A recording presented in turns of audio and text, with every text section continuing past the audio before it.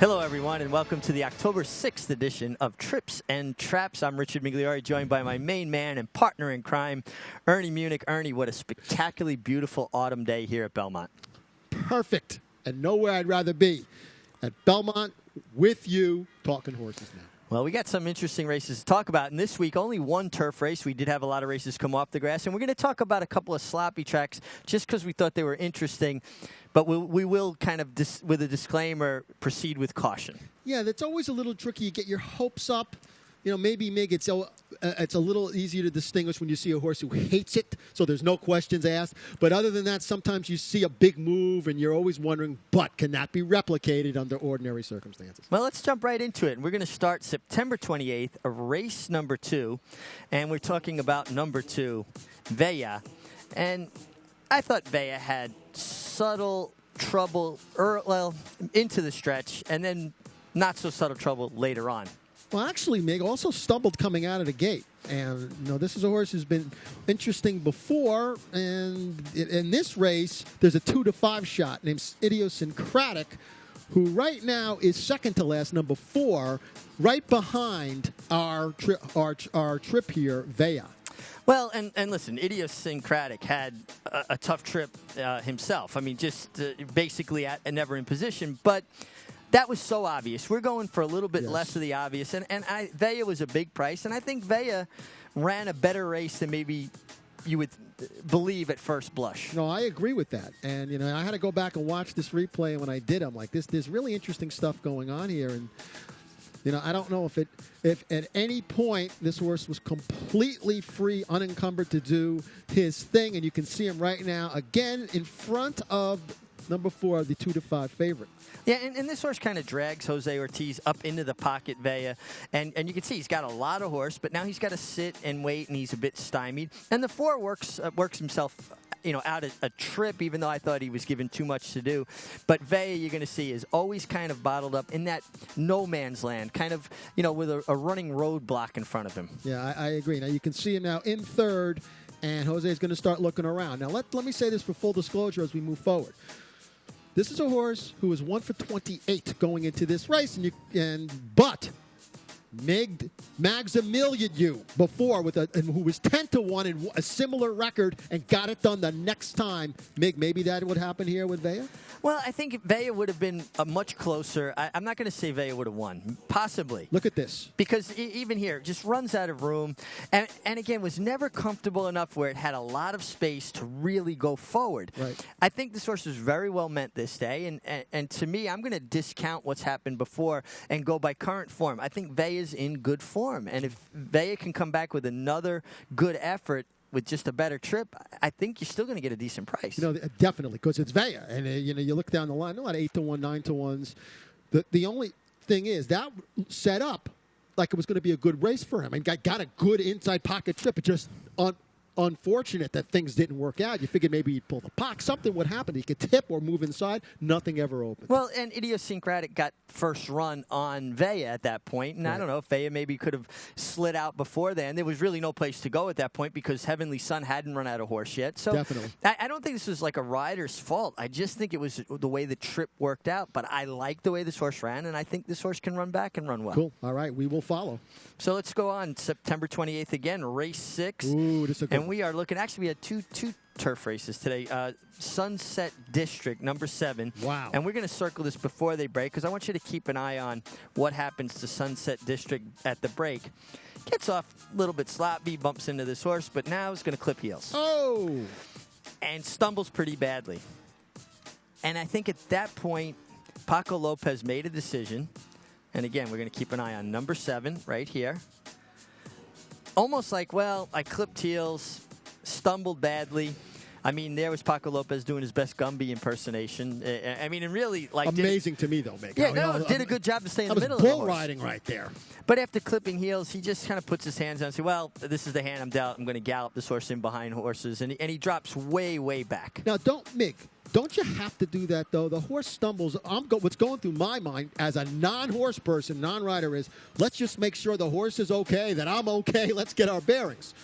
Oh, I think so. Absolutely. I don't blame him now. I mean, after clipping heels like that, that's basically you've been dealt a bad hand. Now how do you play it? Well, you're going to sit still. And I don't even blame him for later on when he decides to save ground because you've given away so much at the start that you can't afford to come around horses. He just gets unlucky. Yes, he does. And by the way, this is Sunset District's first time at Belmont. And he starts to creep into the race. Now, the pace is slow, and the race is won by the horse in front of him in the orange silks, the white horse Dream Man, who, by the way, Mick, was ridden so perfectly by Junior Alvarado. Can you time a race better? And we've said negative things about him on the show, positive things. What a ride by Junior on Dream Man, who is the winner in front of Sunset District at the moment. And Sunset District's now creeping back into the race. Now, in hindsight, maybe he should have just kept following the three-horse Dream Man, who did get an absolutely perfect ride. And, you know, this is when a rider has confidence in a horse. You know, Junior's been riding Dream Man for quite a while. Now, you see Dream Man comes out from behind horses here where Sunset District is going to take the inside path, and he's going to run out of room. Yeah. And, I mean, Dream Man, wow, what a nice run down the outside. Now, you can keep your eye on the 7 here. Look at the 7. Look at this traffic coming out. He's got run, and he's got no place to go. This is like when someone is going slow in the left lane and you're trying to get home in a hurry for the Ranger game. I just chilled. That is now the only thing is there's so many smart people out there, so many bionic eyes out there that maybe we won't get the price, but this is just a quintessential trip. I mean, this is beautiful stuff. Yeah, clipped heels at the break, out of the race, makes a run into traffic, gets stymied.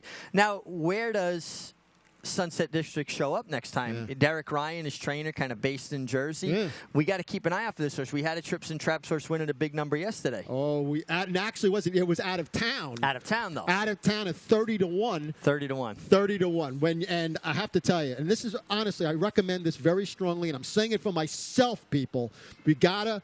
You know, the Equibase virtual stables. Yep. You got to virtual stable these horses so you could say, oh, you know, wow, don't forget. Oh, this guy's terrible. That handicapper was wrong. Keep track of these horses or else you'll miss a 30-1 shot. Dream Man. Not Dream Man, but Dream On or Dream. You sent it to me, and I thought. It's upsetting. Couldn't have said it to me before the race. I know. You ain't kidding. I lost track of the horse. The first time back off our show. It was a 2-month break and out of town. Boom. Yep.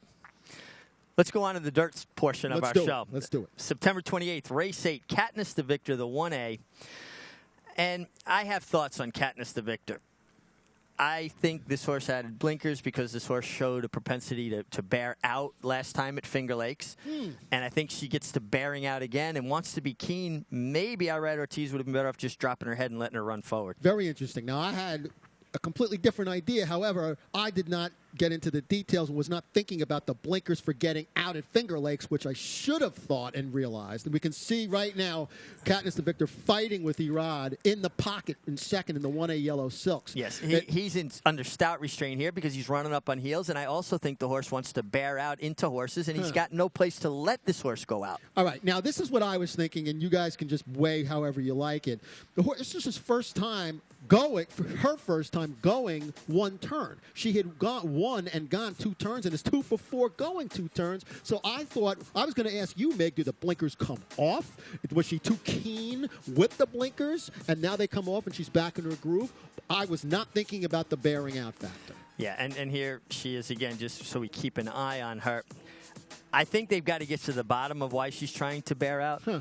And if they keep the blinkers on, I'd like to see her turn back in distance, even though that's something she hasn't done before. Very interesting. Now, this is what I love about this game so much, Nick. Not that I can learn something every day from someone else, but every horse is a puzzle.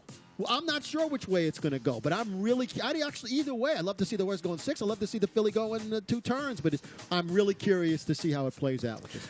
Now let's give Highway Star, the winner, who had a perfect trip under Johnny Velasquez, and one of those sweet trips, never a straw in her path, is a nice filly, and I think an improving filly, and I don't think KATNISS the Victor was going to beat her. She should have been second. The entry mate got second, so it didn't cost anybody anything other than the owner, Michael Dubb, of KATNISS the Victor. Sure. But that being said, KATNISS the Victor's tricky, and I think she's a bit more of a trap than a trip. Could be. But again, a very interesting trap, if she's a trap. Yeah. I love when when we're in this mode of trying to learn about a horse. It makes the game. It's not a number. They're not numbers. That's what makes it so much fun to me. No, they're not numbers, and she seems like she's just a little quirky right now. Cool. I'm sure Rudy Rodriguez, as good as they're doing, will figure it out. Especially with the dub horses. Oh, my. Yeah. Oh. Now we're going to go to some sloppy tracks, and this is when we're going to talk about take it with a grain of salt. September 30th, race number 5. We are looking at number 2, who stumbled a bit at the break there, gets up. Now she's last. This is number 2, Big Mara. And I'm going to say this. I think she had a bad trip because of the stumble. Then she gets involved a little bit quickly, I thought. I think she hated the slop. Now, I love that because that wasn't even what was going through my mind is I'm flashing back to Saratoga where it was a slow pace in a previous race going 7 furlongs. This is a mile. And she very easily pulled the jock to the lead. It was a very cushy pace for her. She still got caught. So I was suspect going into this race about the mile. She makes this big move in the slop. I wasn't even factoring in that she might hate the slop, and you saying that makes me like it even more. I'm thinking in my gut right now there's a turn back in her future, whether it's, it's 6 or 7, whatever the story is. But she still makes a run here, Meg. She makes a run, but I want you to watch after she turns for home, her action. And to me, it speaks to a horse that's just not comfortable. Now, horses will carry you through the mud when they're in hand. When you set them down and you start riding them is when they'll flounder. I think she started floundering here. And again, we're going to keep an eye on her action. She actually switched to her right lead early on the turn, switched back to her left lead. To me, that's saying she don't like the going. She's jumping her leads. And to me here, look at the way she's almost slapping the ground. There's no forward progress. It's almost an up and down kind of motion. I did not see the flopping back and forth of leads on the far turn. I missed that as well. I love what you said. Let me just ask you again as they come through the stretch here. You said sometimes in the slop, as long as you're not asking the horse might take you through it, but when you set down, that's when they resent or they don't like it. No, I think when they tend to fall apart. When you're sitting still and you're holding a horse together, you got them balanced. They have more confidence and they can run into the bridle better. When you start riding them and they come off the bridle, then they start to flounder if they're not handling the going. I really think Big Mara, back on a fast track with the turn back, is a horse I want. I'm with you. We got a lot of things that have to happen. We got to get the turn back. I'm really, this one to me, the obvious part to me is the turn back. And then factoring in, which I did not see, the far turn and the leads flopping back and forth. Yeah. A very interesting play. This horse has run well and ran big first time out in a shocker. Yeah. The horse has got some ability. I think she does too. And I think her trainer, Abraham. I'm going to mispronounce Abraham. Yes. I think he does good work. Yeah. So let's move on. Same day, race 9, maiden claim or beneficial risk. We're going to get her like second step out of the gate here. Oh, Asaph Ronan. That's the name. I'm sorry. That's what I wanted to say. I'm sorry. No, I was thinking the same thing. Sorry, Asaph. My apologies. You do good work as well. Beneficial risk just drops completely out of it to another area code. This is really fun, though, Meg. And I asked the viewers at home, if you can watch this in the Naira HD app, which is fantastic times 1,000. Watch it in the HD app and look for the pink chiclet. That's all I have to say. The pink chiclet. You're not going to find it early, Mig. It's in another area code early on. Don't think the pink chiclet doesn't exist, though. No, the pink chiclet exists. It exists. It's not an urban myth. No, exactly. I like that. Well, we're going to see. She's going to start creeping back into your picture here, and we're going to get just inside the 5/16 pole. And here is beneficial risk. And I think it'll benefit you if you keep an eye on beneficial risk, because I think this horse, beaten about 15 lengths, is going to get completely overlooked. Now, remember, the winner wins by about 11. Yes. This horse took a long time to get untracked, probably because of the going, and completely out of your screen. And we're going to stop it when she kind of reappears in your screen and finishes best of all for second. Yes, and I'm telling you, even at this point, the chiclet might not even be in your picture. If you do anything else today, go hunting for that pink chiclet. Is that like looking for a Pokemon? Yeah, right, exactly. Here exactly is what that is. beneficial risk, who gets up for 4th, but I think finishes with really good energy.